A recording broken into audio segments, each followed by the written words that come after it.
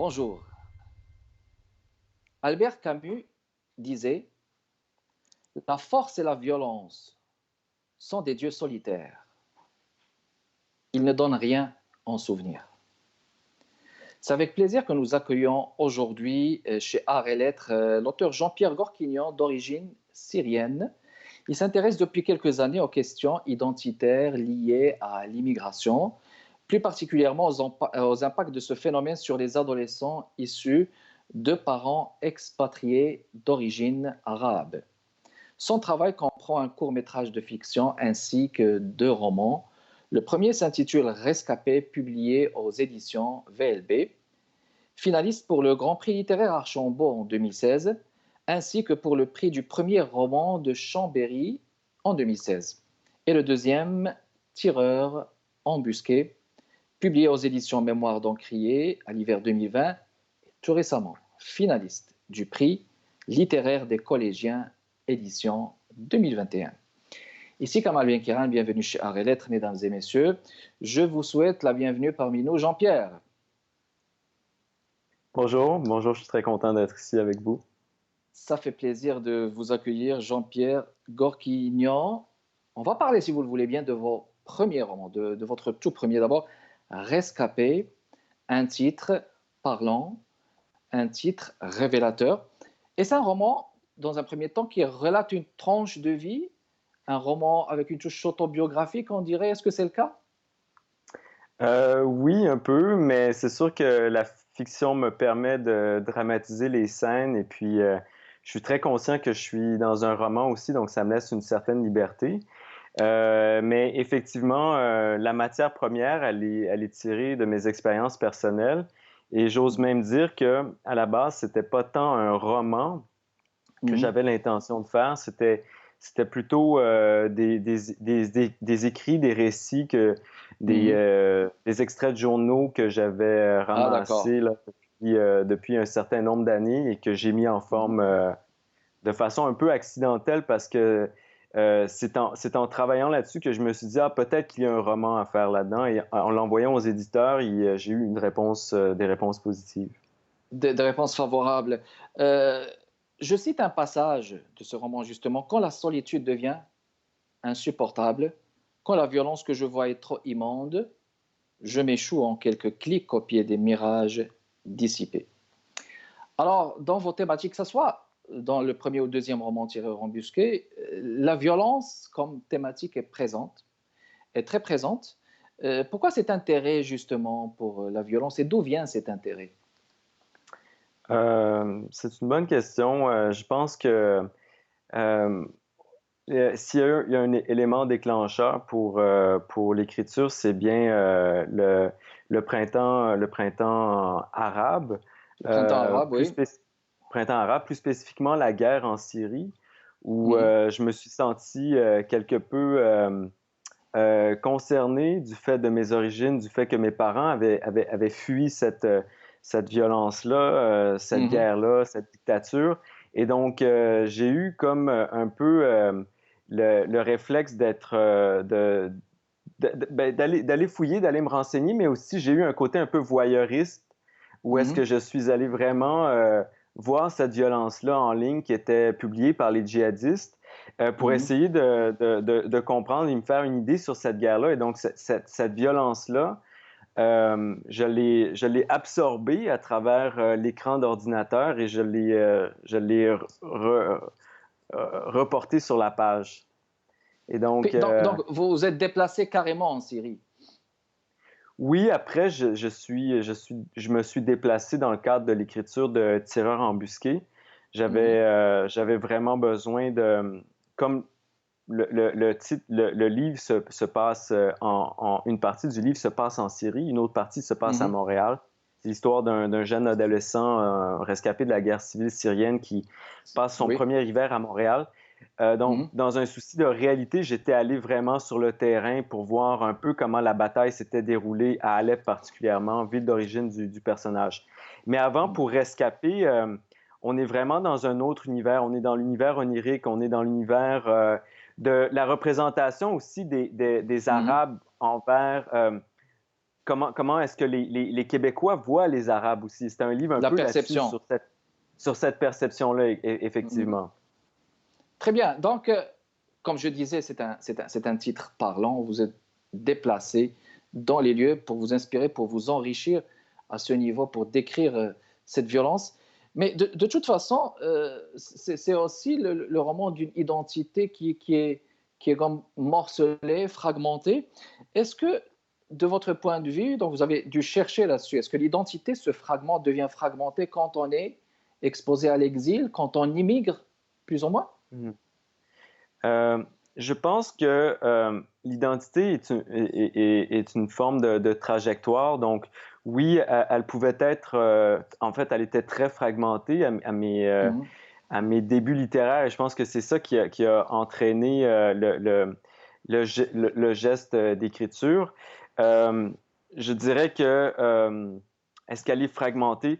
Je pense que Rescapé naît de cette collision entre Mhm. mon identité québécoise et mon identité arabe. Et donc, Oui, de cette collision est né, si vous voulez, ces fragments. Et Rescapé est un peu comme un miroir qu'on laisse tomber. C'est très fragmentaire. Il y a des chapitres, il n'y a pas vraiment d'ordre. Juste à la fin, quand on réussit à regrouper tous les chapitres, il y a le dernier morceau qu'on, qu'on place, et puis là, on voit un portrait. et puis c'est intéressant. Le dernier morceau, quand on le prend, on le rajoute, puis ça donne une identité collective, vous voulez dire? Humaine? Ben, ça donne le reflet du personnage qui a réussi donc une identité humaine, oui, c'est son propre reflet. Je pense Mhm. que ça donne aussi un portrait de ce qu'il aimerait devenir, de là où est-ce qu'il est Mhm. parti et de ce à quoi il aspire. Il Donc, aspire, oui. Donc ses il aspirations aspire. dans l'avenir, ce à quoi donc il va tendre dans l'avenir. C'est le temps de faire une pause publicitaire et on vous revient, mesdames et messieurs, avec notre invité d'aujourd'hui, Jean-Pierre Gorquignon. Restez avec nous.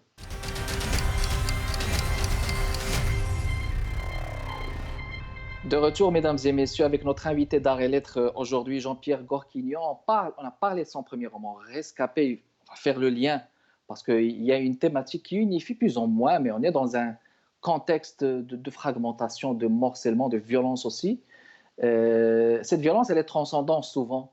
Alors là, on va parler de Tireur embusqué. Je vais mentionner une fois de plus que ce roman vient d'être finaliste au prix littéraire des collégiens pour l'édition 2021, ce qui est tout à votre honneur. Je vous félicite, Jean-Pierre.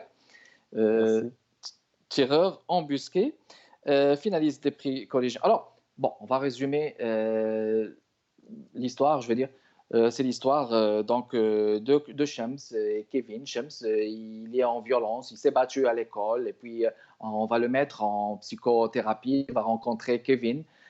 Kevin aussi qui est dans le monde de l'addiction, de la drogue, etc. Et puis ils se rencontrent. Ce sont comme deux solitudes, deux violences, mais une violence qui est visible, quelqu'un qui se bat, et l'autre, elle est invisible. Il est dans l'addiction, n'est-ce pas? Alors, Ouais. comment ces deux violences se complètent? Comment est-ce qu'on peut les compléter? Comment est-ce qu'on peut avoir une perception de la complémentarité entre ces deux types de violences?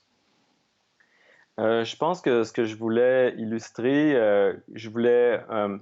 illustrer de manière esthétique, en fait, c'est que il y avait une violence qu'on voyait souvent, qui était palpable, qui nous était transmise par la télé Mhm, de la guerre, surtout de la guerre civile syrienne. Et puis, j'avais mhm, l'impression que le public québécois aussi avait une certaine appréhension quant aux Syriens et quant aux réfugiés qui venaient ici, parce oui.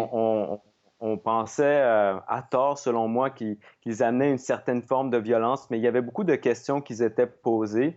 Et Mhm, ce que je voulais faire, c'était poser cette perception de la violence, parce que Shams, mhm, justement, après s'être battu à l'école, il est contraint de suivre une psychothérapie.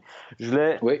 comparer cette violence à une violence qu'on voit moins, mais qui est très Mhm, présente, qui est une violence insidieuse, qui est mhm, celle de l'addiction, vous avez parlé, mais aussi de la marginalité, oui. de l'exclusion. C'est un enfant aussi il y a beaucoup de problèmes familiaux.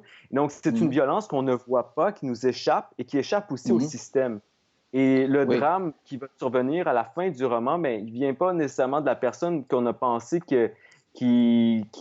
allait être le problème. Dans le fond, on pensait que le personnage principal, Sham, venait de la guerre, qui allait avoir, qui amenait avec lui des problèmes de violence, etc. Mais on se rend compte que, en fait, peut-être que ceux qui ont vraiment un problème, c'est ceux qu'on ne les voit pas, en fait. Et ils sont c'est sans invisibles. trop sont invisibles, c'est ça, et sans trop aller, sans trop faire de théorie.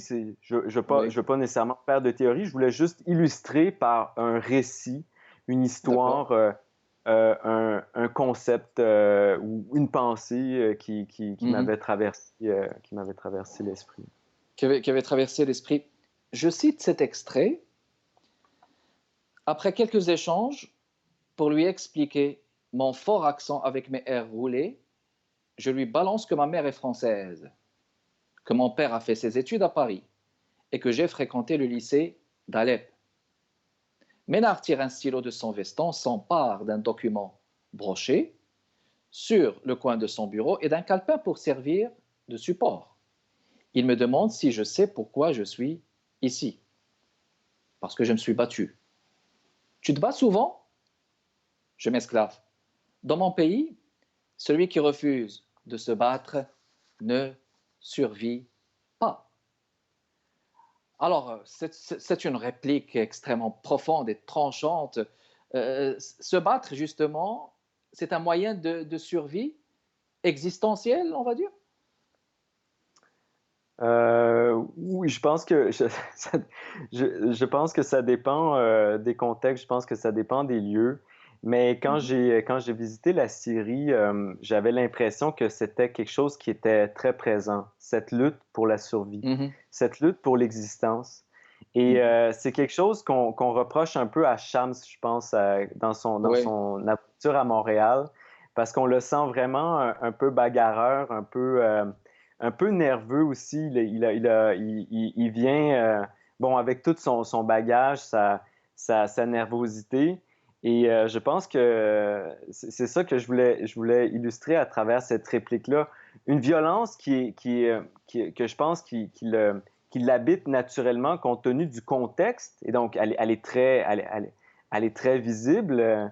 Encore, je reviens à ce terme-là, c'est la meilleure façon que j'ai de l'exprimer, mais alors que Kevin, il n'est pas capable nécessairement de mettre les mots là-dessus parce que Les mots, on lui a voilà. toujours Mhm. dit que la violence c'était mal, que Oui. la vie ça devait être paisible, tout ça, et donc il y a cette dichotomie entre ces deux Mhm, personnages-là. mhm.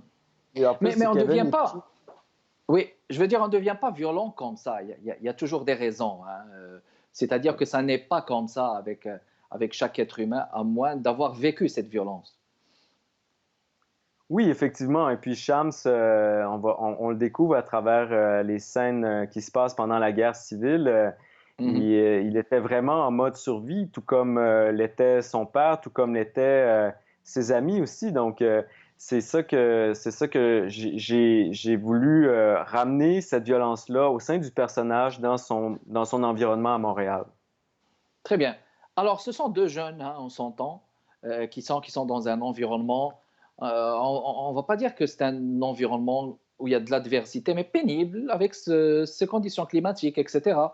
Mais cette jeunesse, justement, quête d'identité plus ou moins arabe, de consonance arabe, c'est québécois arabe, je veux dire. Comment est-ce qu'ils parviennent à atteindre justement cette identité collective s'il y a lieu? Est-ce que pour vous, ils réussissent? Est-ce que c'est un échec? Surtout quand on sait qu'il y a une stigmatisation après les événements de 2001.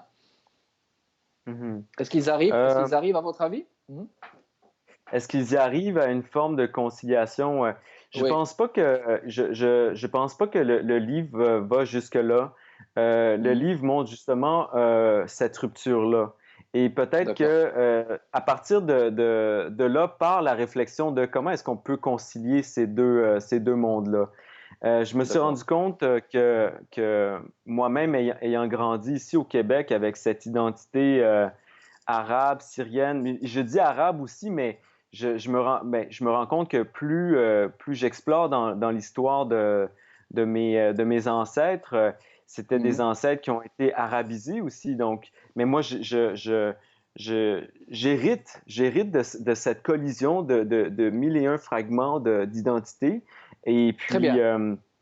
On va rebondir, si vous le permettez, pour ne pas vous couper la parole, mais on va le faire. On va rebondir sur la même question. On va le faire après la pause, mesdames et messieurs. Restez avec nous.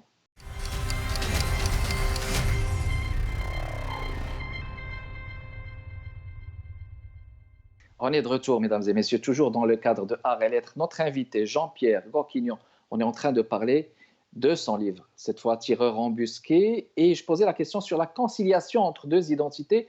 Je vais vous permettre d'aller jusqu'au bout de votre pensée, Jean-Pierre, c'est à vous.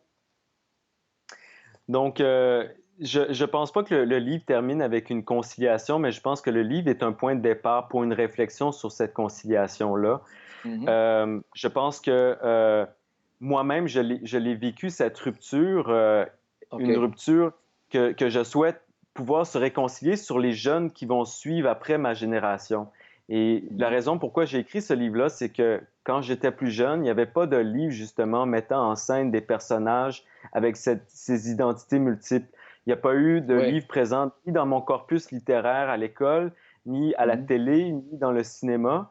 Et donc, j'ai voulu mettre en scène justement des personnages avec ces Oui. identités multiples pour, dans le but justement, dans le futur, peut-être pouvoir créer un dialogue, une réconciliation.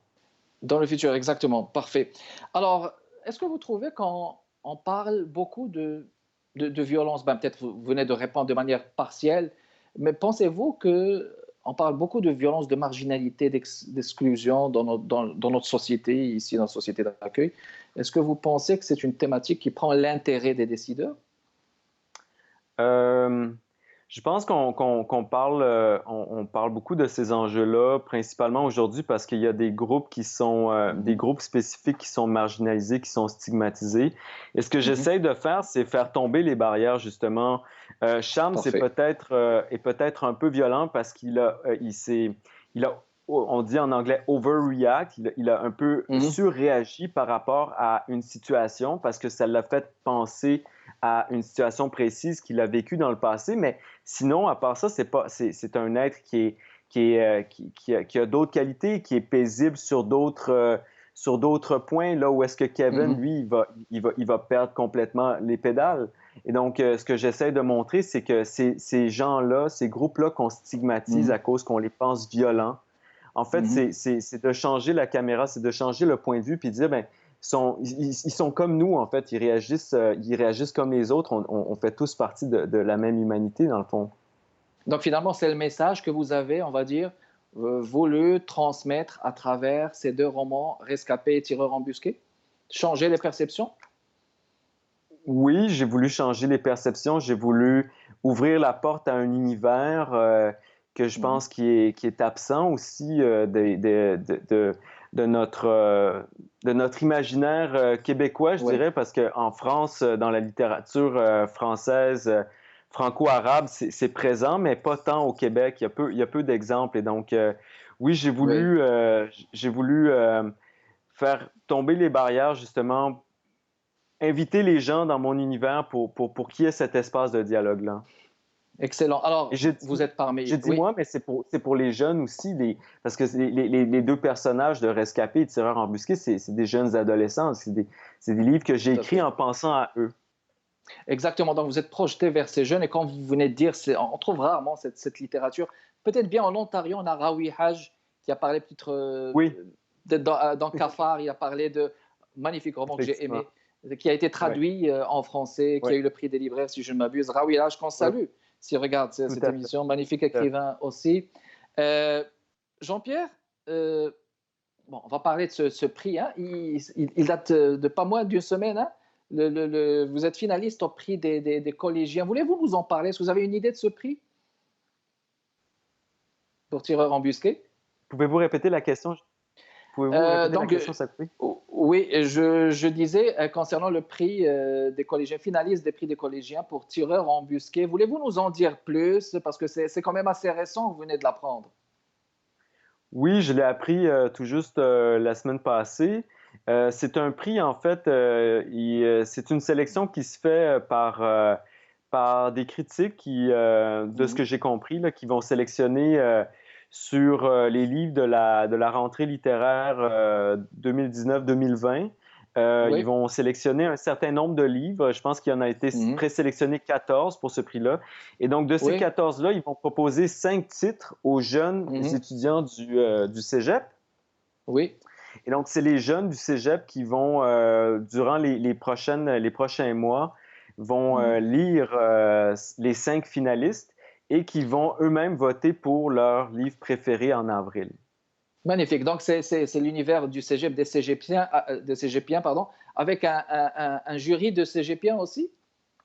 Oui, c'est ça qui est très beau avec ce prix-là, c'est que c'est vraiment juste les jeunes qui débattent entre eux et qui décident Mhm. du vainqueur.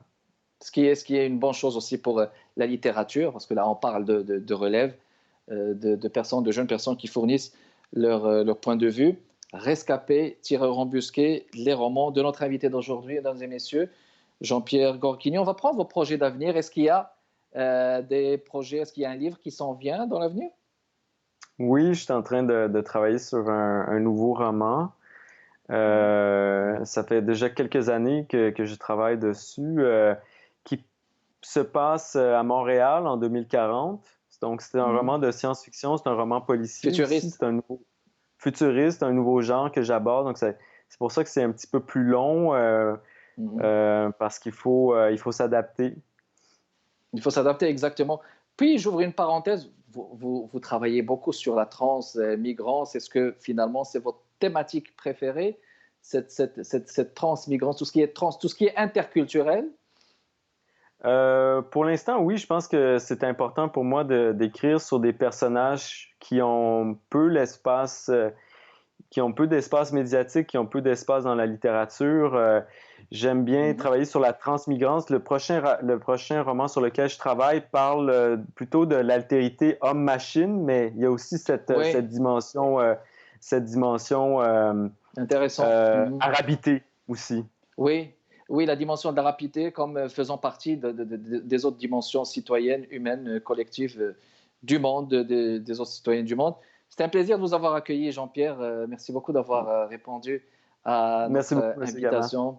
Je vous en prie. Merci beaucoup de votre continuel intérêt, mesdames et messieurs, de votre continuelle fidélité. Kamal Benkiran avec vous. Rendez-vous le jeudi prochain, même date, même heure, à 15h30 avec Art et Lettres. Portez-vous bien. À la prochaine.